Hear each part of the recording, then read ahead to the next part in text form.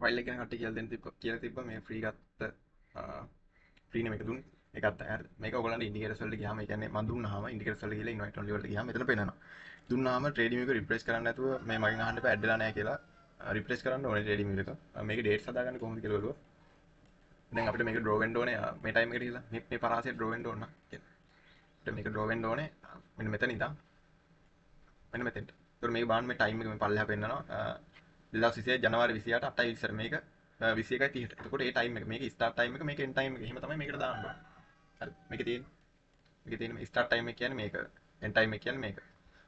number of rows ගන්න 150ට දාගන්න. ඒක හොඳයි. වොලියුම් එක මේක 30 දාගන්න normal එකේ තියෙන. අනිත් settings මුකුත් හදන්න නැහැ. හරි. මේක use කරන්නේ කොහොමද කියලා බලුවොත් මේක balance area එකකට use කරන විදිය එකක්. හරිද? මම එකයි එක විදියට වොලියුම් delta profile එක use කරනවා. normal movement එකට use කරන විදිය තව එකක්. හරිද? දැන් අපි මෙතන ගත්තොත් මේ දැන් අර movement එක. මේකේ අපිට පේන්න තියෙන දේ තමයි market එක sell වෙනවා. buy වෙනවා මේ aggressive buyers ලා මෙන්න මෙතන hold වෙනවා. වෙනවා මේ line එකේ aggressive buyers ලා හිටු ගිහලා ඉන්නවා මේ line එකේ. කියන්නේ මෙයාලා මේ line එකේ hold වෙනවා. ආයෙ පොඩ්ඩක් පල්ලෙහාට යනවා. ආයෙ line එකට එනවා. ඒ line එක පොඩ්ඩක් break කරනවා. එනවා පල්ලෙහාට. ආයෙත් අපිට ආයෙත් accept කරන්න පුළුවන්. මෙයාලා මෙතන aggressive මේ movement එක කරන් aggressive buyers ලා. aggressive buyers ලා මෙතන hold වෙලා මම පල්ලෙහාට movement එකක් දෙයි කියලා. මේකෙන් entries ගන්න බෑ. මේකෙන් entries වලට confirmation එකක් විතරයි ගන්න පුළුවන්. ඔයගොල්ලෝ normal use කරන එකත් එක්ක මේක use කරන්න. හරිද? සාමාන්‍ය balance area එකක මම බලන විදිහට සාමාන්‍ය balance area එකක ඒ කියන්නේ මෙහෙම movement එකක් ගත්තාම aggressive buyers වගේ මේ වගේ තියෙනවා නම් මේ balance area එක මම බලන්නේ මේ balance area එක කොහොම break කරලා මේක පල්ලෙහාටම break වෙයි කියලා තමයි මම බලන්නේ. මොකද මගේ interest දැකලා ඇති කට්ටිය කියන්නේ මම balance area එක break out එකකින් නෙමෙයි trade කරන්නේ. මම balance area එක කියන්නේ මෙතනින් break out වෙන්න කලින් මම මේ value area high එකෙන්ම sell එක කරනවා ගොඩක් වෙලාවට. මේක දැකලා ඇති මේ video බලන සමහර අය දන්නවා.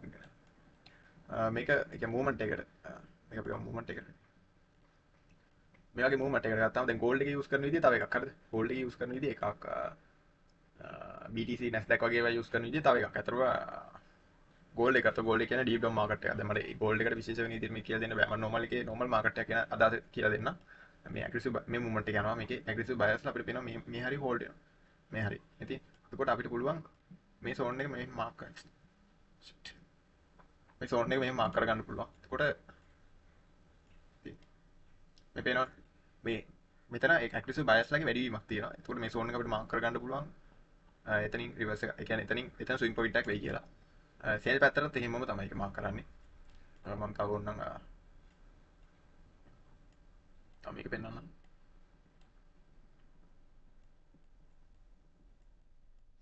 මේක අපිට බලනකොට මේ බැලන්ස් ඒරියා එකක් කොහොමද රීඩ් කරගන්න කියලා බලන්න පුළුවන්.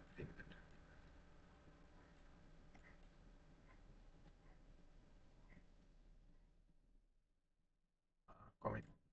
මේකේ තියෙන මේක වැලිවිරිය හයි එක බ්‍රේක් කරන් යනවා. බ්‍රේක් කරන් ගිහිල්ලා මේ එන මූවමන්ට් එක ඇග්‍රෙසිව් සෙලර්ස් මෙතන හෝල්ඩ් වෙනවා. පේනවා. එයාලට ඕනේ නැහැ මේක බැලන්ස් ඒරියා එක ඇතුළට ගේන්න. බැලන්ස් ඒරියා එක ඇතුළට ගේන්න ඕනේ නැති නිසා තමයි වැලිවිරිය හයි එක ළඟ මෙච්චර සෙලර්ස් ඕගොල්ලෝ හිතන්න ඕනේ. හරිද? ඔයගොල්ලෝ බුද්ධි මට්ටමින් කියන්නේ බුද්ධියෙන් ඕක හිතන්න ඕනේ මේ මෙහෙමයි වෙන්නේ කියලා. දැන් මේ උඩට ගෙනියන ඇග්‍රෙසිව් සෙලර්ස් මෙතන හෝල්ඩ් වෙනවා. සෙලර්ස් හෝල්ඩ් වෙනවා කියන්නේ මේගොල්ලෝ ඒ කියන්නේ යන්න දෙන්නේ නැහැ මේ බැලන්ස් ඒරියා එක ඇතුළට ආයි. ඒ වුණාට කොහොම හරි එනවා. ආයි ඊට පස්සේ ඔයගොල්ලන්ට පේනවා ඇග්‍රෙසිව් සෙලර්ස් මෙතන ආයි. ඇග්‍රෙසිව් සෙලර්ස් මෙන්න මෙතන ආයි හොඳටම හෝල්ඩ් වෙනවා. ඒ කියන්නේ පේනවනේ. එතකොට එතනින් ආයෙ බයි වෙනවා. ඒ ආයෙ බයි වෙනවා. එතකොට අපිට කොහොම හරි සෙලර්ස් කඩාගෙන එනවා, බ්‍රේක් කරන් එනවා. මේ බැලන්ස් ඒරියා එක දකින්න කෙනෙක්ට ඒ කියන්නේ මේක බැලුවාම තේරෙනවා මේක බයි පැත්තට තියෙන. දැන් මේක මෙහෙම බ්‍රේක් වුණාට මේක බයි වෙනවා කියලා තේරෙනවා සාමාන්‍ය බලන කෙනෙක්ට. ඊට පස්සේ අපි මේක ඇලටත් එහෙම ගාගෙන බලුවොත් මේ බැලන්ස් ඒරියා එකට මේකෙත් ඒ ටිකම තමයි තියෙන්නේ. මේකෙත් ඒ ටිකමයි තියෙන්නේ. මාකට් එක බයි වෙනවා. වැලි වෙන හයි එක ලොක් බ්‍රේක් කරන් යනවා. එද්දි ආයෙ සෙලර්ස් මෙතන බ්‍රේක් හෝල්ඩ් වෙනවා. ඒත් ඇතුළට එනවා. කොහොම වෙනවා? සෙලර්ස් මෙතනත් හෝල්ඩ් වෙනවා. සෙලර්ස් හෝල්ඩ් වෙලා කොහොම හරි බැලන්ස් එක ඇතුළට මෙතනින් ගන්නවා. ඇතුළට නෙමෙයි මෙයාලට ගන්න ඕනේ. මෙයාලට ගන්න ඕනේ මේ වැලි වෙන හයි එකකින් උඩට. ඒක නිසා තමයි මෙහෙම තියෙන්නේ. වැලි වෙන හයි එකකින් උඩට ගත්තා. කෙලින් මූවමන්ට් එක ගත්තා. අර ඒ වගේ රීඩින් එකක් තමයි මම ගන්නෙ. ඔයගොල්ලෝ ඒ අදහස ඒ කියන්නේ ඒක ප්‍රැක්ටිස් කරාම තේරෙනවා. මේක මාකට් එකට වෙනස් වෙනවා. එතන BTC ගත්තාම මේ විදියට නෙමෙයි. BTC ගත්තාම මේ විදියට තමයි ගෝල්ඩ් එකේ පොඩ්ඩක් වෙනස් මේ විදිය. මම බලන විදිය තව පොඩ්ඩක් වෙනස් වෙනවා. මේක මැද මේ ඇග්‍රෙසිව් බයස් ලා ඉන්නවා කියන්නේ මෙයාලගේ බයස් ලාගේ මූවමන්ට් එකම තමයි මෙතන මැදින් අරගෙන යන්න හදන්නේ. තේරෙනවා? මේ දැන් මෙහෙම මේ යන මූවමන්ට් එකේ සෙලර්ස් ලා හෝල්ඩ් කරනවා. ඒ කියන්නේ එයාලට ඕනේ බයි කරන්න. මේ යන මූවමන්ට් එකේ ඒ කියන්නේ මැද ඉන්නෙත් ඇග්‍රෙසිව් බයස් ලා. එයාලට ඕනේ බයි කරන්න. දැන් මෙයාලා මේ එන ඇග්‍රෙසිව් සෙලර්ස් ලාවත් මෙතනින් හෝල්ඩ් කරනවා. පේනවනේ මේ මෙතන හොඳ කියන්නේ හොඳ පේනවනේ මෙතන යාලා හෝල්ඩ් කරනවා කියන්නේ යාලට ඕනේ බයි කරන්න. ඒ බැලන්ස් ඒරියා එකක් ඇතුලේ රීඩ් කරගන්න විදිය රීඩ් කරගන්න තමයි මම ওই ප්‍රොෆයිල් එක ගොඩක් වෙලාවට යූස් කරන්නේ. මම CRA එකට තමයි ප්‍රොෆයිල් එක ගොඩක් වෙලාවට යූස් කරන්නේ. මේක නෙමෙයි. ගෝල්ඩ් එක ගත්තා මම රීඩ් කරන විදිය පොඩ්ඩක් වෙනස්. පොඩ්ඩක් වෙනස්.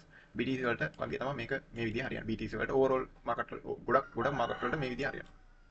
හරි දැන් කට්ටිය ජයි දන්නේ දැන් මෙතනින් මාකට් එක බයි වෙන්න ඇති තිබ්බේ. කියන්නේ මම දැන් කියවපු විදියට මාකට් එක රීඩ් කරපු විදියට මෙතනින් මාකට් එක බයි වෙන්න තිබ්බේ. බට් මාකට් එක මෙතනින් සෙල් වුණානේ. එතකොට සෙල් උනේ කොහොමද? ඒ කියන්නේ ඒක හරිය ගියේ නැත්තේ ඇයි කියලා කියන්න පුළුවන්. මේම අතර මේක නිවුස් ටයිම් එකක් වෙන්න පුළුවන්. පේනවනේ මේ ටයිම් එක. නිව්යෝක් ටයිම් එකේ ඉන්නේ අපි ඒ ටයිම් එක. එතකොට මෙතන නිවුස් එකක් තියෙන්න පුළුවන් මාකට් එක. ඒ කියන්නේ අපි රීඩ් කරන විදිය හැම වෙලේම හරියන්නේ නැහැ. එහෙම හරියනවා නම් මගේ වින් රේට් එක 100ක් තියෙන්න බෑ. මගේ වින් රේට් එකක් තියෙන්නේ 150කට වගේ කිට්ටු වෙන්න. ඒ වුණාට මගේ RR එක ටිකක් වැඩි. ඒ කියන්නේ RR එක තියෙන 1.5ක් පයින්නවා කොහොමද? එතකොට මගේ ට්‍රේඩ් 5ක් ලොස් වුණත් මම එකකින් කවර් කරනවා.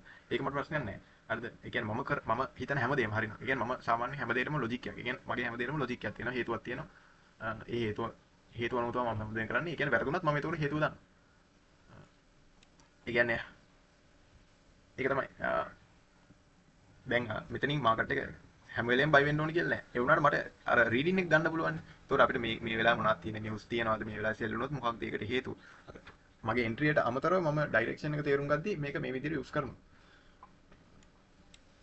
වින් රේට් එක මගේ තියෙන්නේ 150ක්. දැන් වින් රේට් එක 100ක් තියෙන කවුරු හරි ඉන්නවා නම් ඒ කෙනාගේ එකිනෙකා කන්සෙප්ට් එක හරියටම හරියන්න පුළුවන්. දැන් එහෙම කරන අය මම හිතන්නේ මේ ලංකාවේ කෝස් කරන අය ගොඩක් අය එහෙම වින් රේට් එක 90යි 180යි අර එහෙම තියන අය ඉන්නවා. ඉතින් ඒ කට්ටියකින් ඉගෙන ගත්තා නම් හරි. එහෙම අර එහෙම එකකුත් තියෙනවා. උනාට වර්ල්ඩ් කප් ප්ලේ කරන කට්ටියගේ වර්ල්ඩ් කප් ප්ලේයර්ස් ලගේ වින් රේට් එක තියෙන්නේ 60යි 70යි. ඒක ප්‍රශ්නයක් තියෙනවා ලංකාවේ මෙච්චර බුද්ධිමත්ද කියලා. මේ මෙතනදි මම කිව්වා මාකට් එක සෙල් වෙන්නේ නැතුව ඒ කියන්නේ මෙතන මාකට් එක බයි වෙන්න තිබ්බේ බට් මාකට් එක සෙල් වෙනවා කියලා. එතකොට මෙතනින් ඒ කියන්නේ මම හේතුවක් ඇතුවනේ මෙතනින් මාකට් එක බයි වෙනවා කියන්නේ. නමුත් මාකට් එක බයි වෙන්නේ නැතුව මාකට් එක සෙල් වෙනවා කියන්නේ. ඒතකොට මම ඒකෙදි ඊට පස්සේ මෙයාලා මොකක් කරයිද? ඒ කියන්නේ මෙතන හිටපු අය මාකට් එක මොකක් කරයිද කියලා මම එතකොට දන්නවා. අන්න ඒක හැම වෙලේම අපි හේතුවක් ඇතුව දේවල් කරද්දී එතකොට හේතුවක් ඇතුව දේවල් කරලා තියෙද්දි අපි දන්නවා මොකක්ද හේතුව වැරදුනොත් ඊළඟට මොකක් වෙයිද කියලා. ඒක. මොනවද ප්‍රශ්නයක් තිබ්බොත් කියන්න උත්තර දෙන්න. කමෙන්ට් එකේ දාන්න ප්‍රශ්න තිබ්බොත්. මේවා ඔයගොල්ලෝ ඒ කියන්නේ මාකට් එකේ ප්‍රැක්ටිස් කරන්න. ප්‍රැක්ටිස් කරන්න. ඔයාලට යම්කිසි කාලයකට බෑක් ටෙස්ට් කරන්න. ගොඩාක් දුරට බෑක් ටෙස්ට් කරන්න එපා. මොකද කරනවා නම් ප්‍රශ්නයක් නැහැ.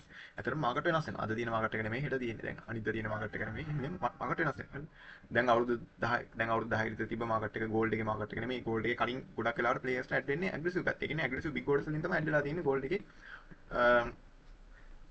අපි පස්සට ගියොත් ගොඩක් පස්සට ගියොත් ඒ වුණා දැන් එහෙම නෙමෙයි. දැන් ලිමිට් ඕඩර්ස් වලින් තමයි ඒගොල්ලන්ගේ ඒ කියන්නේ ඉන්වෙස්ටර්ස්ලාගේ ගොඩක් ඕඩර්ස් ෆිල් වෙන්නේ. දැන් ඒක දැනෙන්නවත් නැති වෙන මාකට් එක ගොඩක් වෙනවා. ගෝල්ඩ් එක. ඒ කියන්නේ මාකට් එක ටිකෙන් ටික වෙනස් වෙනවා. දැන් බැංක් එකක් ගත්තාම බැංක් එකක් මාකට් එක ඇවිල්ලා ප්ලේ කරන විදිය. ඒ කියන්නේ එයාලා ප්ලේ කරන ඇල්ගොරිතම් එකකට. ඒ කියන්නේ මම මගේ view එකෙන් මාකට් එක කියන ඇල්ගොරිතම් එකක් නෙමෙයි. හරිද? මාකට් එක දුවන්නේ ඇග්‍රෙසිව් අරන් යනවා ලිමිට් අය ලික්විඩිටි සප්ලයි කරනවා. එහෙම නෙමෙයි බැංක් එකක් ප්ලේ කරද්දී බැංක් එකක් ඔය ඒගොල්ලන්ගේ ඕඩර්ස් දාන විදිය. ඒගොල්ලන්ගේ ලිමිට් ඕඩර්ස් දාන විදිය. ඒගොල්ලෝ කොහොමද ඔය ඕඩර්ස් ස්පූෆින් ඒවා දන්නවා. ඒ කියන්නේ ඒගොල්ලෝ ඕඩර්ස් පෙන්නලා ගෙන්න ගන්නවා. ඒ වගේ අර එහෙම ඒගොල්ලන්ගේ ඇල්ගොරිතම් එකක් තියෙනවා.